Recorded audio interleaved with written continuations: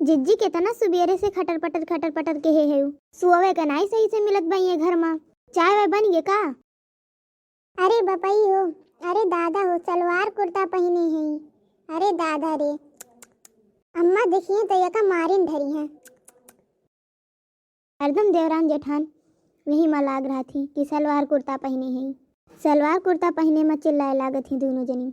हाँ, हमारे सब जानित बाटे कितना तुम इस मैडम बनी है।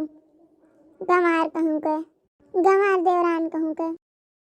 हाँ हम रही है शहर में रही है। हमारे पापा हमें शहर में रखे हैं, तोहरे खानी गांव में गोबर नहीं काछत रहन।